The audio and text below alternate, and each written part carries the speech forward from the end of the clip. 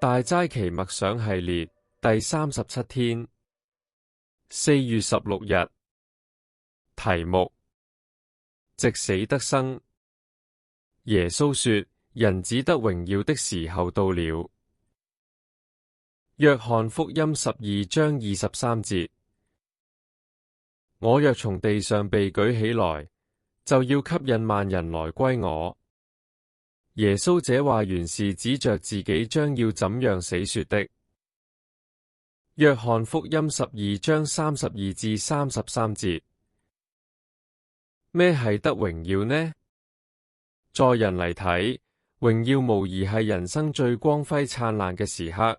學生考獲優異成績，得以進入名校，或者運動員站喺奧運領獎台上接過金牌嗰一刻。苦難、疾病、挫敗與死亡，往往被視為羞辱同失敗，絕不能與榮耀相提並論。但係耶穌卻以被舉起來嚟描述自己得嘅榮耀。我哋起初或者以為佢係指榮耀加冕，點知約翰為此做咗一個注腳。耶穌這話原是指着自己將要怎樣死說的。約翰福音12章33節：耶穌點樣死呢？係被釘喺十字架上。呢個係羅馬人用來刑罰罪犯最殘酷嘅方式，亦係當時社會最羞辱嘅極刑。令人難以理解嘅係，咁樣嘅死亡竟被耶穌稱為得榮耀。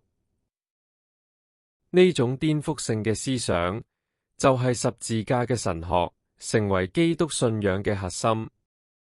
耶穌顛覆咗世人嘅價值觀。我哋自小被灌輸弱肉強食嘅理念，視謙讓為懦弱，視失敗為恥辱。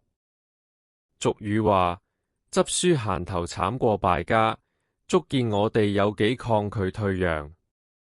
但係耶穌卻以十架向我哋揭示另一條道路：負軛以致安息，謙卑以致高升，服侍以致掌權，甘願為小以致為大，死亡以致得生，為奴以致自由，降服以致得勝，愚拙以致聰明，受難以致得勝，軟弱以致剛強。